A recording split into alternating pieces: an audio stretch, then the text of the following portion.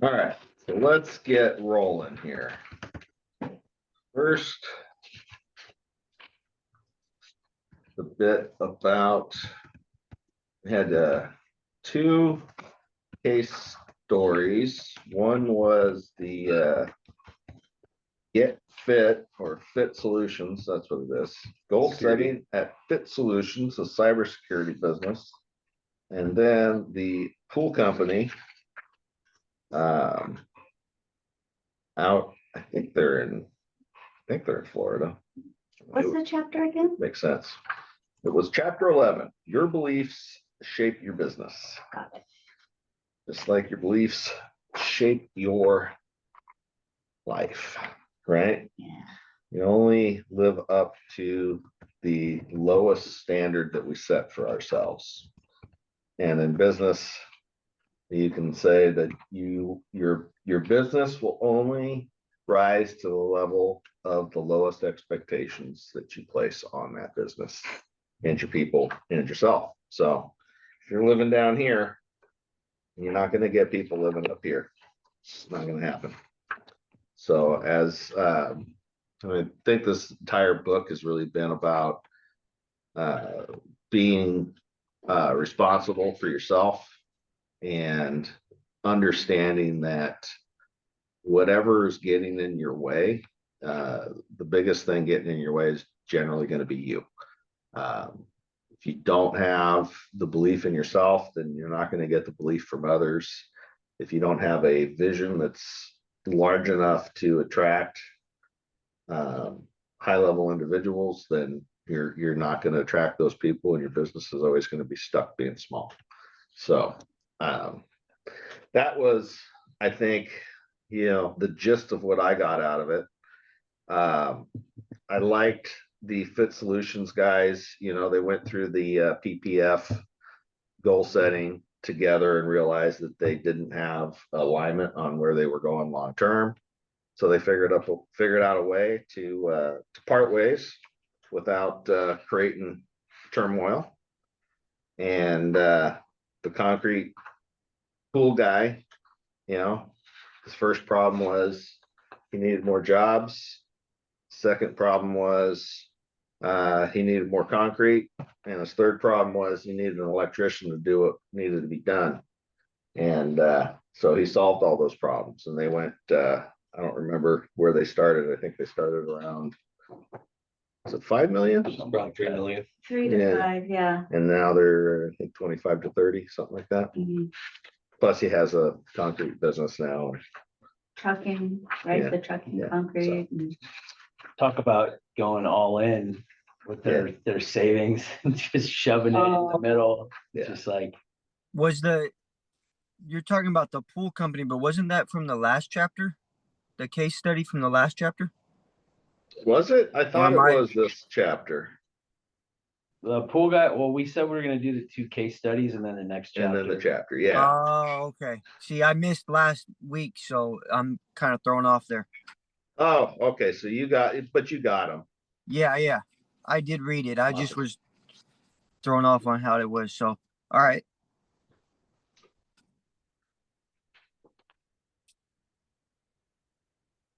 So Allison, what did you made an observation on our way in today in terms of how Brandon set up his salespeople for success? What did he do? Oh, the one thing that I missed there. Oh, remind me. Did he line up he sales form? Oh, yeah. He seeded the calls. I've listened to this book like 2 or 3 times now, and I never heard or paid attention to this one bit where he said he would seed clients that were a sure thing for the newbies so that they would gain confidence and experience a sale. And it's like when cats are teaching their young to hunt, the mom or dad cat will bring a half dead prey and then let the little kids get the kill. It helps build their confidence in hunting. Okay. Or when lions are playing with their cubs, the dad lion will like pretend like the bites really hurt them, so that way the little lion cubs get more confident in doing their attacks. I did not know that. I didn't. Thank you for sharing. It's nature.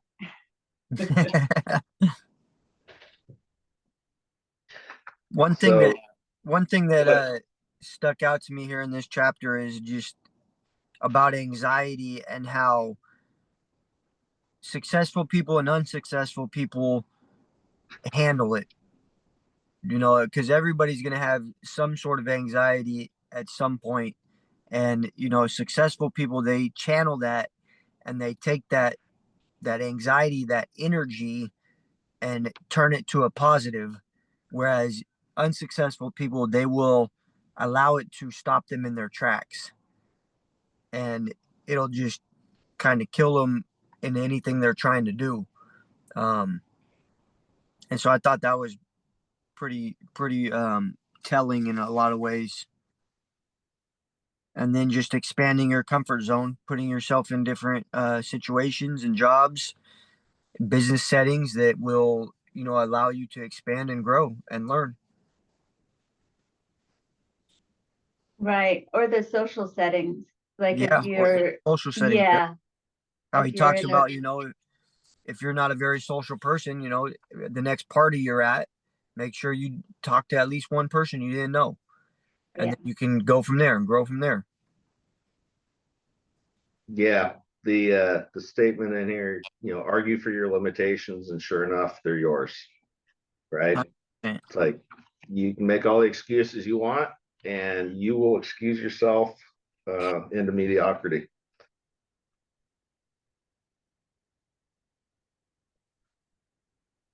I like this story too that he tells, and I've heard this multiple times.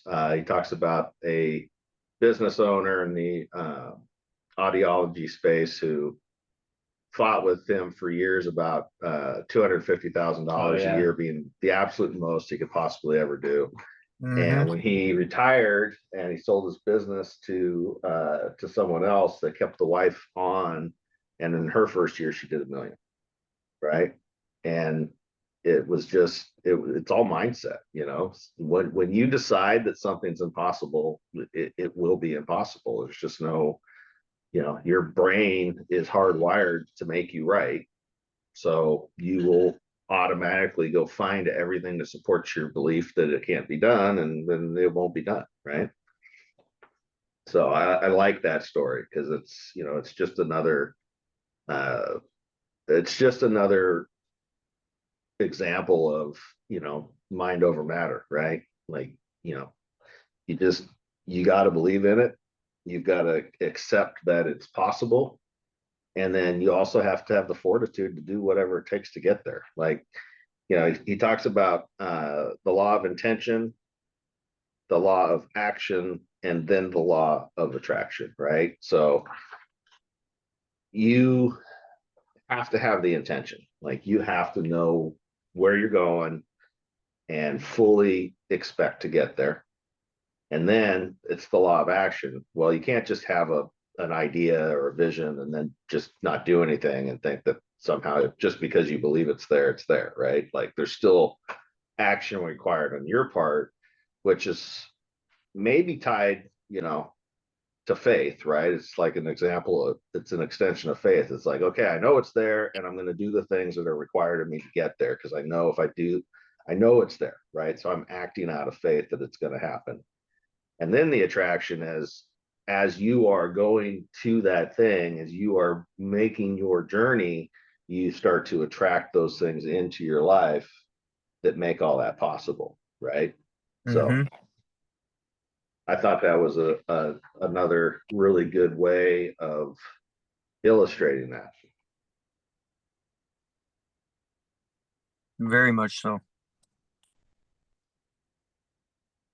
Michael, did you get a chance to read it?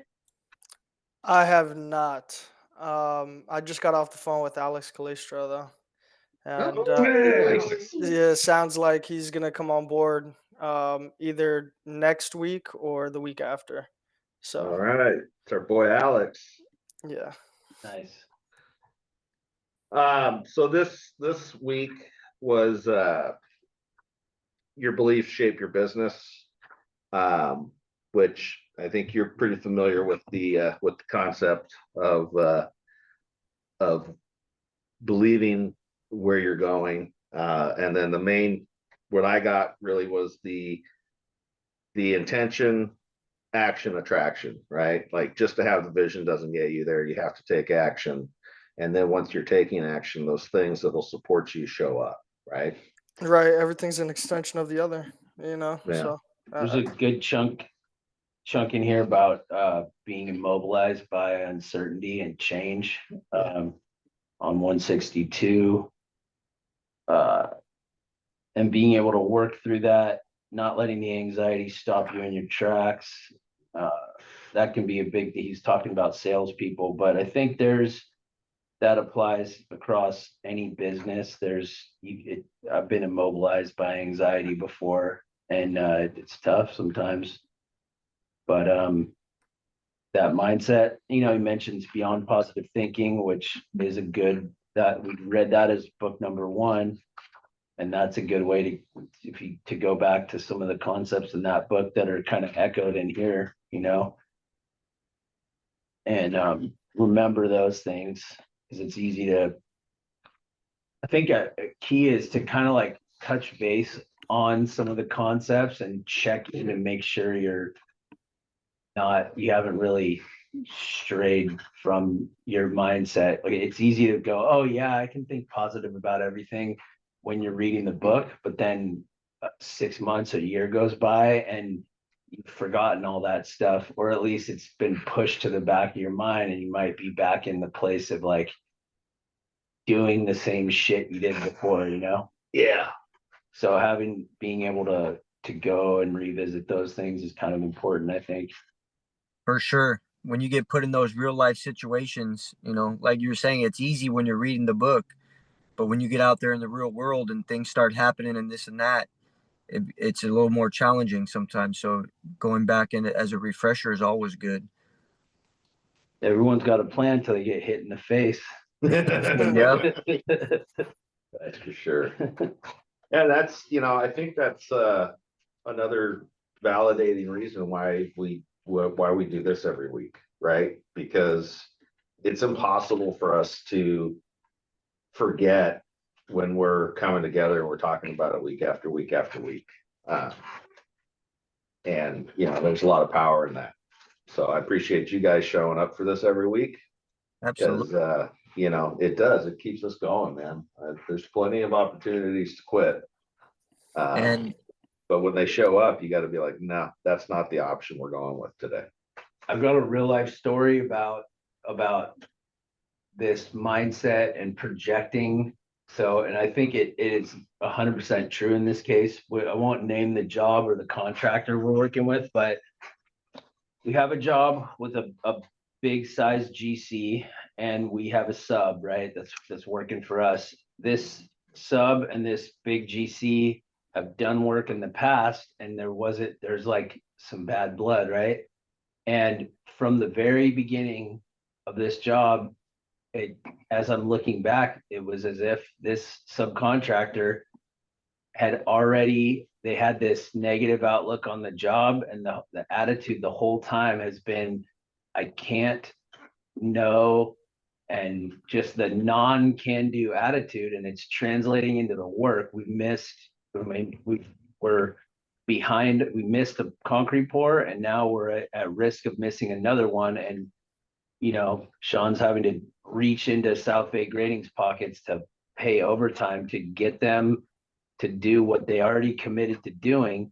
And I think it goes back to the initial mindset at the beginning of the job of not like it's almost like they don't want to succeed. There's like, to me, it seems like they want to make this a problem, and they're not finding a way to just get it done. And I think it started up here, and now it's translating out into finding every reason to not do stuff.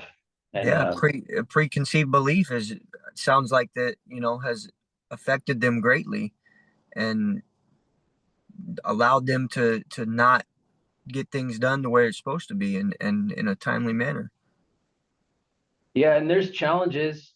Like, I'm not going to say it's all their fault. There's the GC themselves is not necessary. Like, there's a lot of different people involved, and it's kind of like, oh, you can't do it like this, you have to do it like this. So there's a lot of guardrails up that kind of impede a nice flow. There's people everywhere. And so there's that. But if you're operating under this mode of suspicion or doubt, then like your subconscious is going to find you a way to get there.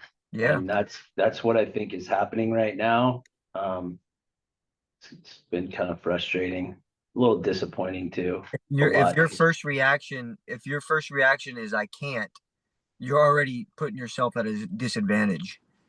Yeah. That's rough. Just another Tuesday and a Wednesday, man.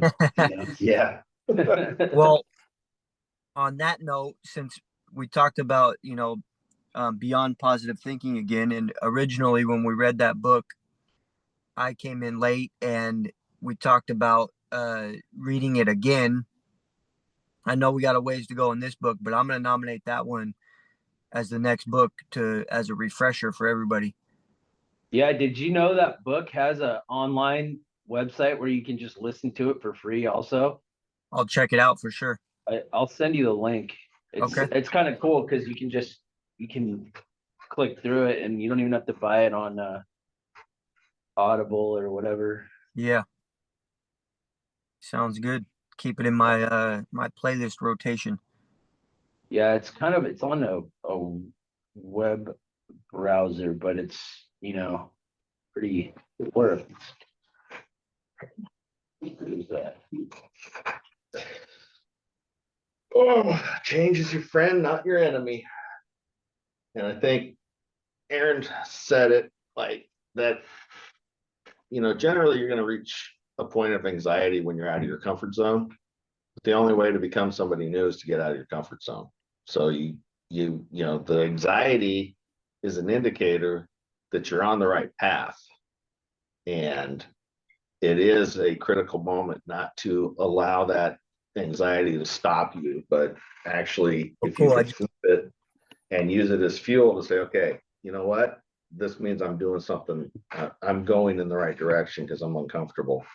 Most people will hit the anxiety wall and stop and then retreat because they're like, oh, fuck, I don't want to deal with that. Right. Yep. But if you can have that flip, that switch in your head to say, okay, why am I feeling this way? Well, because I'm doing something new. I don't really know how it turns out, but because I know where we're going and I know we're moving in the right direction, I'm going to take this as a sign that I'm on the right path and push through it. Right. Yeah. You just got to lean into it. Keep going. Yeah. I mean, sometimes you'll be wrong and that's okay. Right. It's okay to be wrong if you're being wrong in a forward moving direction. Yeah. Fail forward. Yeah. Just keep moving because you'd rather make a mistake by taking action than to take no action at all. Think about the past moments in life that it's hard sometimes to remember them because they seem so trivial. But if you can remember maybe like sometime back in high school when you were stressing about a school dance or whatever it was, like some issue, like some kid made fun of you or you got turned down by a girl and it was like the most just earth shattering thing, and you think back to it, it's like it is not a big deal at all now. And then try to put yourself back in that mindset of how you felt and then realize like, oh yeah, it turned out all right. Like most of the anxiety we have, I mean, it's not like we're on the front lines in the fucking Eastern European war and we have to go attack a Russian bunker or deal with drones. Like most of this stuff's going to be all right. And we can remember like, all right, what's the problem? Why am I feeling like this? And what's step one to solving this problem? If you can break it down to just like the first step, then at least like every step you take towards solving it, you'll feel better and better, and that anxiety will tend to go away. But sometimes the first step is super hard. You could be sitting there just, we call it flopping like a fish, you know, Mm-hmm. not doing anything. And Yeah. yeah, Yeah, I've heard it described as the Jello wall, right? Where Yeah. it's just like, it's there and I mean, I've been there yeah, many times. I just almost can feel the resistance pushing on me, and that, that instinct to retreat away from that starts to kick in. It's just like, oh man, but last thing I want to cover, just I think that this is to me always the most important part, is it's people, right? And Brandon says, surround yourself with can-do people. Like, if you've got people on your team, first of all, if you got can't-do people on your team, that means that there's probably something wrong with you. That's the people you are attracting. something wrong with you. But let's assume that there isn't anything wrong with you and you are a can-do person and you are thinking in terms of what can we, here's a problem, how do we solve it? Not here's a problem and, can't do anything about it. It's How just do a you work problem. around it?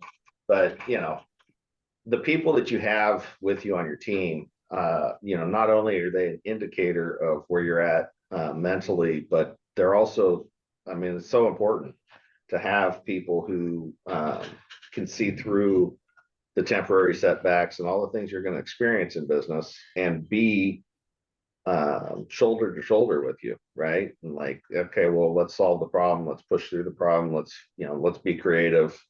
I think that, Brandon says it all the time. He says, if your mental tape keeps telling you that you can't find any good people, well, you're going to prove yourself right. You're not going to find any good people. But he also says, if you've got that tape playing in your head, that good people don't go to work for shitty business owners. So if you're not convinced of the opportunity in your business and how it can really benefit the people who are coming in here to work with you, then yeah, where are they going? They're not going to stick around, right? They're going to be like, no, this is too hard. Oh, we can't find any good people. Oh, all the clients suck and blah, blah, blah. Right. Yep. So having good people is key, but to have good people, you've got to be at least acknowledge and working on yourself to continue to become that leader that you want people to follow, right? Or that inspires people to follow, because none of us are going to get there on our own. Like, this is a contact sport. So Yeah. all right. Well, I appreciate you guys coming in to the book club this week. Excited to get into, let's see, we got two case studies? Nope, just one. RH shipping, and then make your business work for you. So case study, then chapter 12 this week. Yeah. Next week. Yeah, Okay. I dig it. Good. Awesome. Scotty, thank you. Thank you Michael, guys. thank Have a you. great day, and I'll see you next week. All right. See you guys. Have a good one, guys. Bye.